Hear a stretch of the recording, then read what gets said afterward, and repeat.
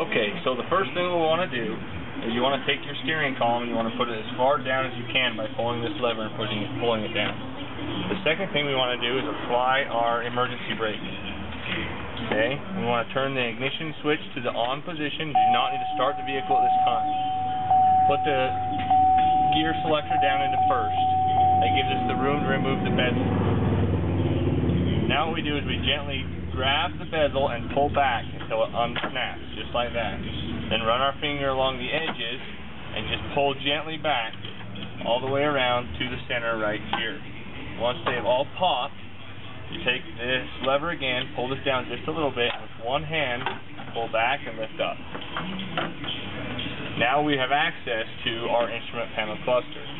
There's 4 screws fastening the instrument panel cluster, which is where we need the extension and the socket. So what we'll do is we'll just remove these really fast.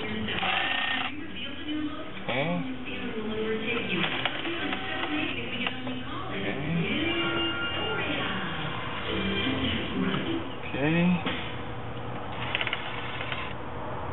Okay, so we set those aside.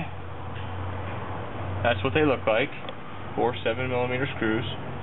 Okay, and then we reach in and we gently grab the instrument panel cluster and we slide it out. There's a little blue tab right here and a gray tab on top, and you squeeze those together. You'll hear a click. Gently pull out, and the instrument panel cluster is removed. Very simple. And now all you would do is you would package it and send it to us. We'll rebuild it and send it right back. Okay, now we're going to reinstall these instrument panel clusters. So we take our new cluster, or remanufactured cluster by Absolute Automotive preferably. All we do is we plug it in. The key can be on in this. It does not affect it at all. And we plug it in until it clips. Okay, and we just put it in,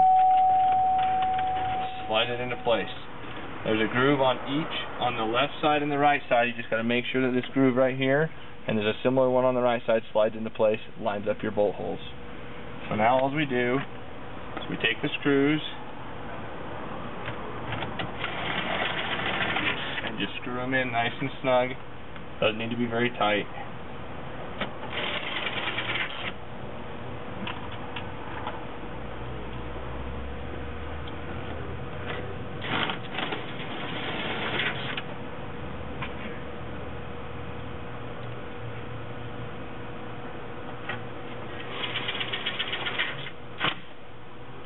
Okay, now we take our bezel and we just slide it down into this pocket right here. We take this and flip it down. While we're holding it down, you just gently press right here and pop it into place. Okay, you can release this now. There's a stud right here that slides into this hole, and one on the other end that slides into that hole. Once those 2 holes are lined up, you just push it all the way around until it snaps into place, and you are done. You are ready to go. Put it back into park, try out your new cluster and make sure everything works, and you're good to go. I hope this helped, and if you have any questions, look us up on gminstrumentcluster.com. Thanks.